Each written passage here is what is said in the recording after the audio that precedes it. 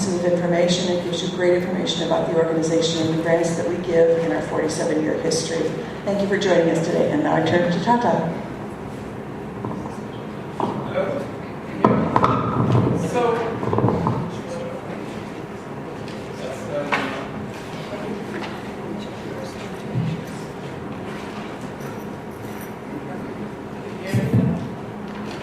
Hello. Good afternoon to everyone. We don't bite. We look quite powerful up here, but we would love you to come closer so that this can be a conversation as opposed to a presentation. We would like as much participation as possible.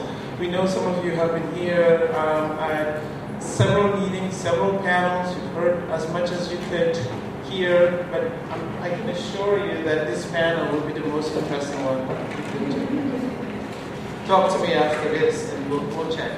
So I wanted to introduce the panelists today, and to my left there is Fatima Ahmed, and Fatima is an expert in agriculture. She's coming to us women's right agriculture, women's reproductive health and girls education, coming to us from Sudan. And she's the founder and president of Zima. Please help me welcome Fatima. And to my right, I have Agnes Mirembe. I almost said it in French, Agnes, but I'll go back and forth. That's it. And she has 12 years of experience working in Ugandan non-governmental organizations. She focuses specifically on project planning, management and implementation, strategic planning, monitoring and evaluation. She focuses, in addition to those, on 6 thematic areas: food security, nutrition, income generation, rights awareness, education, water hygiene, and sanitation. A very busy lady. And help me welcome Agnes. And last but not least, we have Violet Schmitze. I'm so happy I know how to say your name. It sounds musical. Violet has, again, more than 10 years of experience working as a community health worker and home-based caregiver in Shibuya sub-region in Kenya.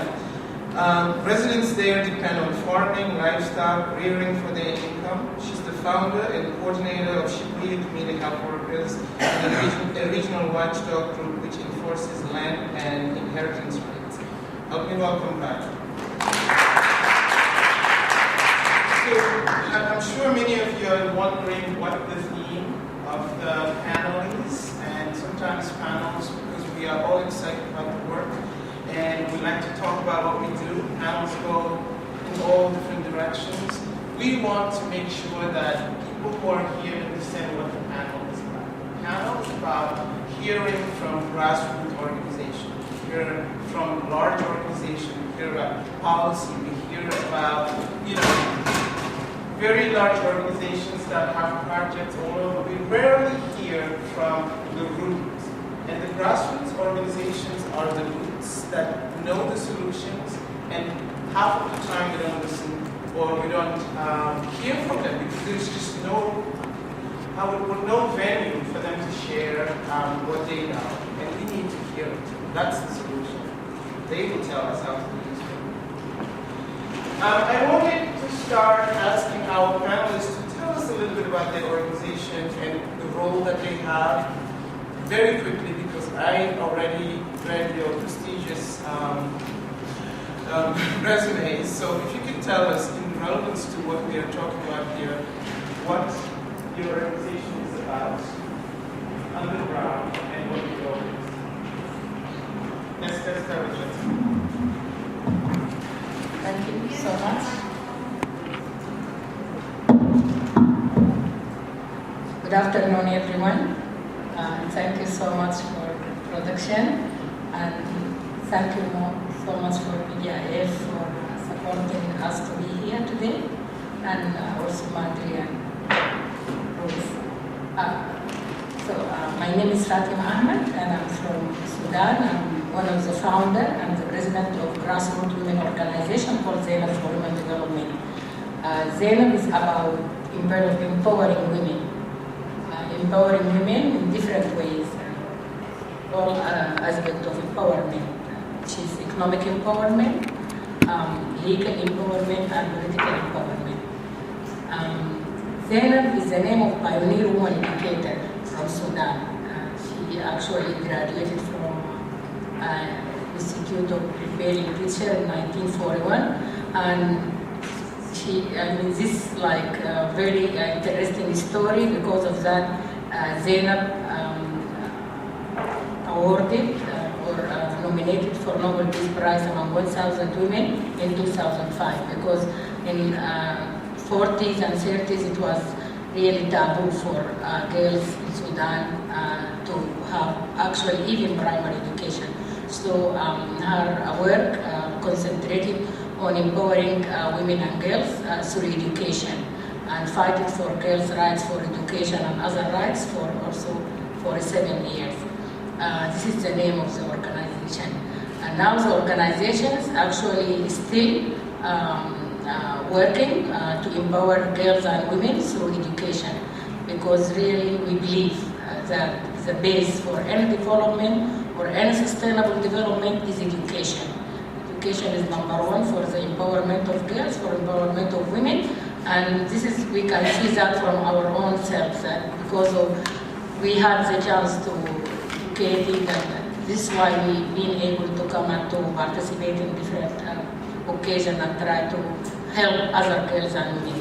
So still the organization has work concentrate on promoting girls' education in Sudan, and this is through opening opportunities for many of girls, thousands of girls to have even primary education. There are many factors actually hindering or become obstacles for girls' primary education, different ones. When Zainab started, it was mainly the tradition, but now the tradition, economic barriers, and others. So until now,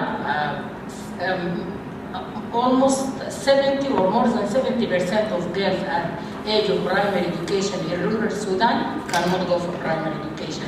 This is why we concentrate on this, and different factors actually. One of them is co-education. Because there is no resources, the governments concentrate on co-education, especially in rural areas. But co-education, co-education is when you have classroom for primary education from first grade, which has to be girls and boys together. Girls and boys together is a big problem in rural areas, in different parts of Africa, because families don't want their daughter to be in the same classroom with boys, even from first grade. But when it comes to like 5th grade or 4th grade, it becomes a big problem, because it's high dropout from that age, because they feel like where is that their daughter is growing and they don't have to be in the same classroom. So this is one of the factors that hindering girls' primary education, with other factors like I said, economic and all of this. So this is one of our themes, still concentrate on it, empowerment women through economic empowerment, and this is actually include our agriculture program with women farmers in rural Sudan. And I have to say the area we started our work with the women farmers is #1 agriculture area in Sudan, actually producing more than 75% of the staple food of Sudan, of the people of Sudan. Not only Sudan, actually, Ethiopia, Eritrea, East Africa. So this is very famous area in terms of agriculture. And this is why we concentrate also, because also agriculture is the base of sustainable development and all that. You want me to? So we will hear from your colleagues, but I'm very happy you brought it into the agenda 2030 agenda, because that was my next question. So I will redirect my question to your colleagues here to tell me how their work matches or jives with the 2030 agenda. Thank you very much. Once again, I'm also excited. I think that is better. Once again, I'm also excited to be here, and also to thank VGIF for giving us this opportunity. Now, awesome. No, you're turning your head and you're probably your apologies for the words. Is that better? Yes. Oh, thank you very much. So I just want to say that the work that we do, my organization, like she said, it's called Action for Rural Women's Empowerment. And so as the name goes, we try to mainly intervene in areas that the women, most of them that she has said, but when you look at the Agenda 2030, it has very well stipulated goals that my organization is so focusing on. The first one is, ending hunger.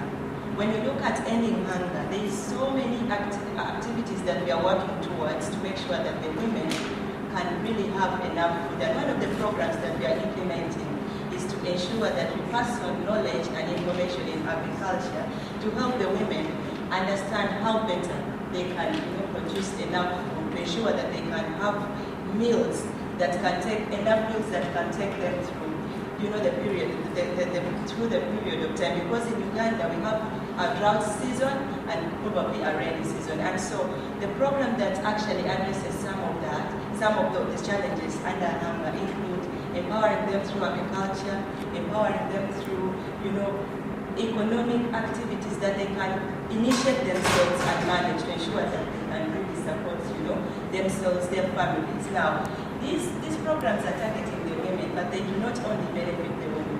You see that they also benefit the general household, and then they actually spill over to the communities, because the women are the ones participating in agriculture, so similar to what she has said. But also, if we look at goal number 6, where we are, trying to reduce the gender inequalities. We are trying, at my organization in Arua, we are trying to empower the women with rights awareness, knowledge, for them to understand that they have rights to equally actively participate in their socio-economic activities, including political. Because most of the challenges that we have that are really bringing in the inequalities in my country is that women are not participating well in leadership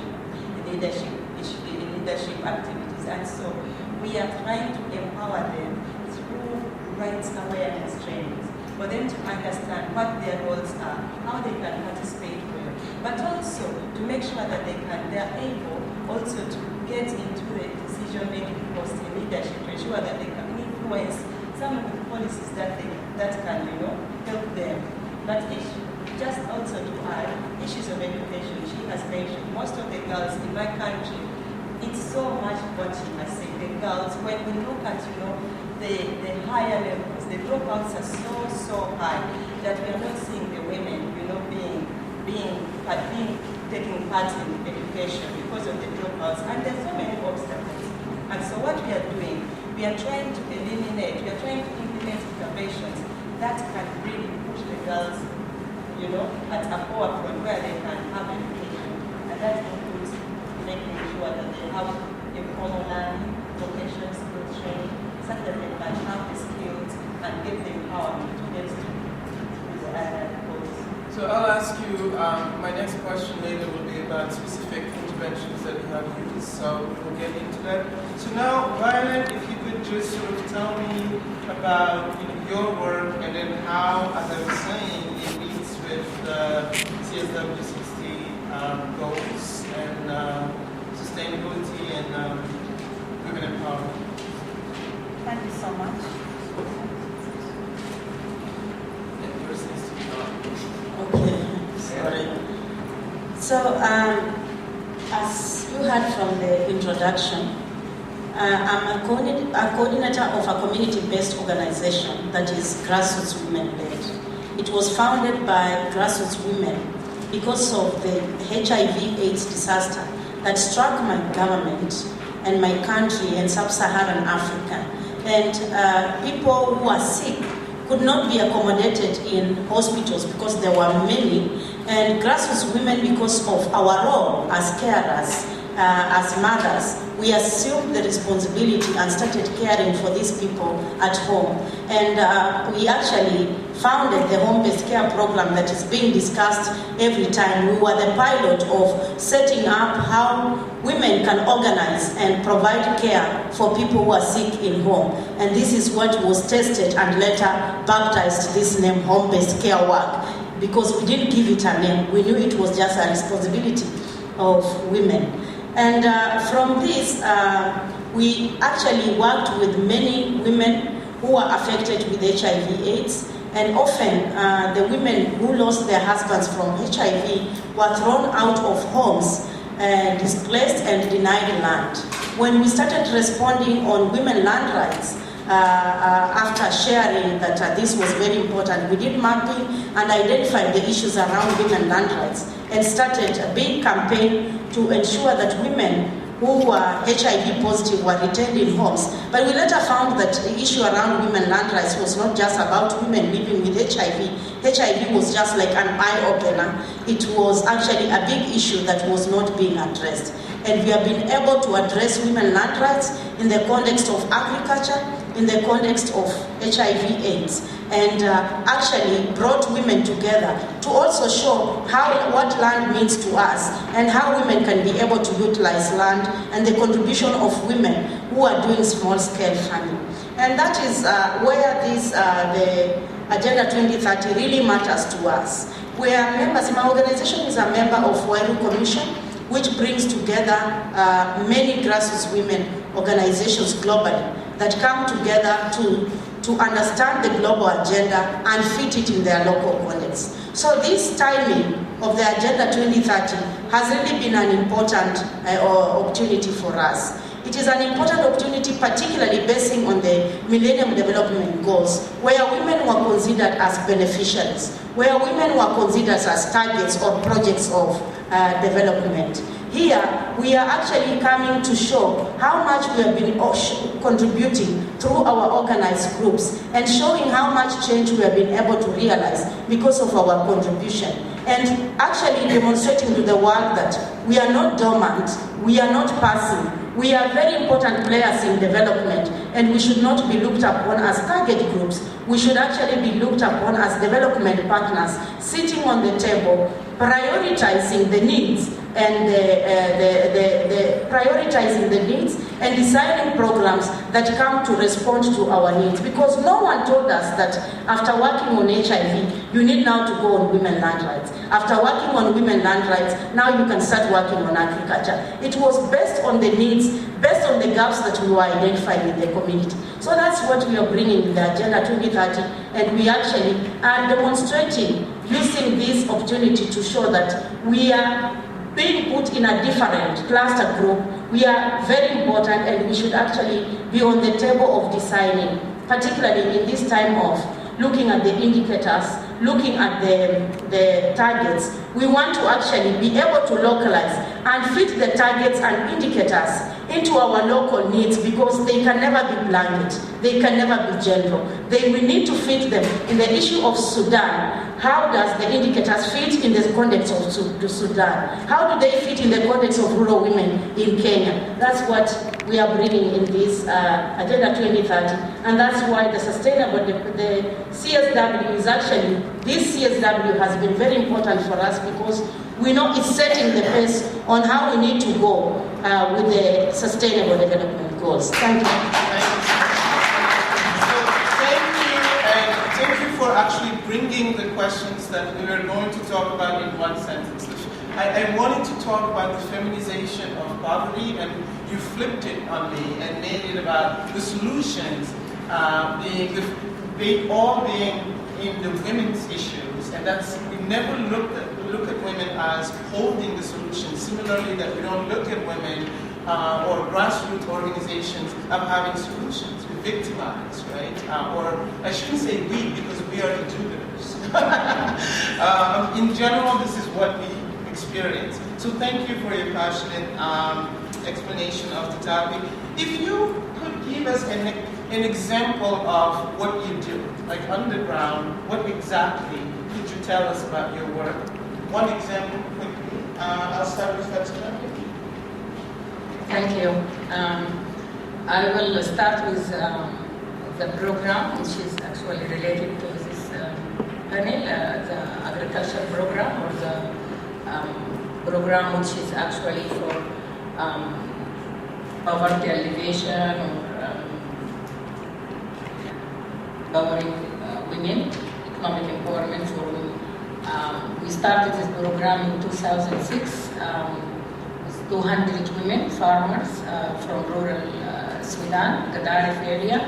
And now this program actually include more than 5,000 women.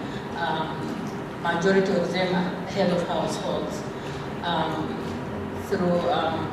I have here to actually thank Madri and recognize their presence here for supporting this program from the beginning, because we managed to organize the women farmers in associations and also in Women Farmer Union for the first time in Sudan. I mean,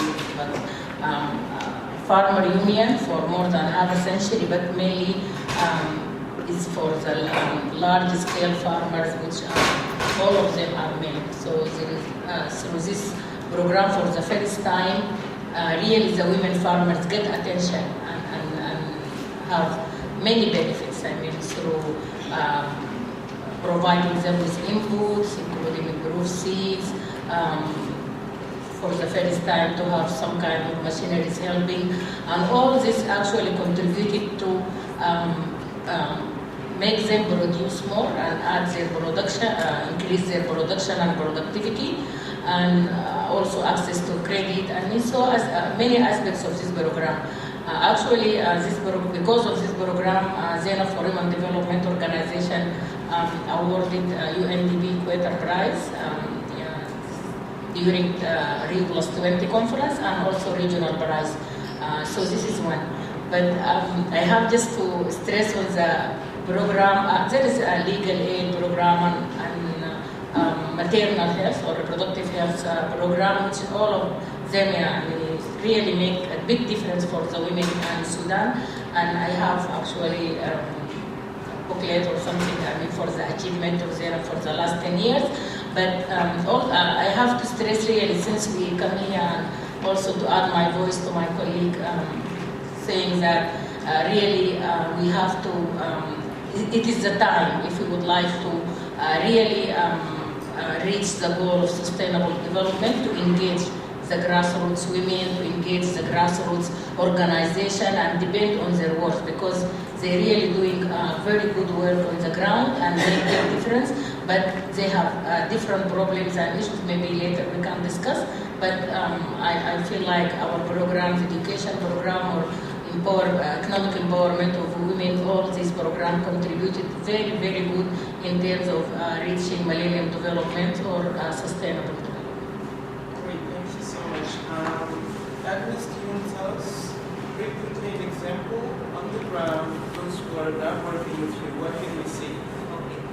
If I can also use the economic empowerment program that we had implemented with our partner VGIF, it's aiming so much to empower, to ensure that the women are food secure, and not only food secure, but they understand their rights such that they can participate effectively. And so I just want to give an example of the rights awareness training that we integrate, because before we actually start to get into any business, we just want to bring the women on board to understand what their rights are. And because there are challenges that are related, most of the women do not know that they have equal rights to participate effectively in the economic, social, and political activities. And so we get into a sensitization session, and in that, during those meetings, we actually bring in the men, because reason being the men are so much on the leadership committees in my country. And so if it's a sub-county or district, we just invite them because they are the duty bearers, and the women have questions. And so before they get to understand how they are going to participate in the food security program, we get to orient them to raise their awareness so that they can really understand what it means for them to participate in these economic activities. And so it just helps them to understand that it's not so much that the men are doing them a favor, but it's their right to take part in participating in improving their socio-economic activities. And also these leadership trainings, because as we get to implement, as Fatuma said, before we group them in groups, there are issues that are related to leadership that we want them to understand, and also to take them, to be able for them to get in positions where they can take part probably to decide and change some of these decisions. And so we have seen them getting, really aware of what their roles are, and also challenging the duty bearers. And we are seeing women, after getting the knowledge that, it's a right, I have to take part, I have to participate, standing for posts that can action at local council, where they can also influence decisions that can really benefit them economically, politically, and socially. Violet, I have a special question for you. So let's say I'm a young woman in Kenya, and I see you, and you are the celebrity you are, who knows all about how to empower oneself. And I approach you and I ask you, what does a young woman have to do? What do I have to do to empower myself? I don't know what it is. How do I do that? What would you say?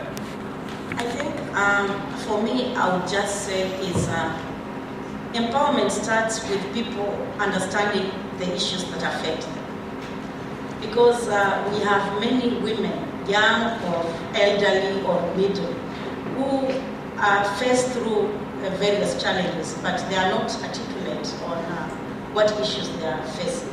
So first, understanding what issues the women are having or what issues facing is important. And after you are able to understand, for me, I actually have my experience in community organizing is that women may not be able to empower themselves on individual. It's not easy. That's why we have many women who are very good jobs in offices. But I think when you describe what empowerment is for them, it's actually something very different, or they don't even know it. But when women learn to work as a collective, if they are young women, if they are elderly women, if they are women of any age, when they learn to work as a collective and be able to speak about the issues affecting them in a collective voice, then that is also an empowerment. The other thing is for women to understand which institutions matter relating to the issues that affect them. Because if you are affected with issues, if you are working on HIV or you are affected with issues around HIV, you need to place them very well in health. What is it that you need to place in the health sector? What is it that you need to place in the social protection institutions, or which other institutions you need to place in? I think that actually becomes the principles of setting up how we actually need to empower women. Thank you so much. Feeding on that question, I wanted to see if your colleagues would tell me what they think in the grassroots movement can be used as lessons for the sustainable development world in general. What can you share? What do you think is not being looked at and can be used and learned from in the grassroots movement? I think in the grassroots movement, there's opportunities that are related to women, women getting resources together. Because in times where I come from, the women do not have really access to, they don't own and access some of these productive, resources. And one of them is the capital. Because the challenge is most of them will not have access to, getting probably loans, getting financial assistance. And when they are in their groups, they get opportunities to kind of save, to kind of, get capital that can help them access some of the things. And this is some of the, maybe, like she has said, because they are working in groups, cooperatives, like for example, they are in position to add value on what they are doing. And so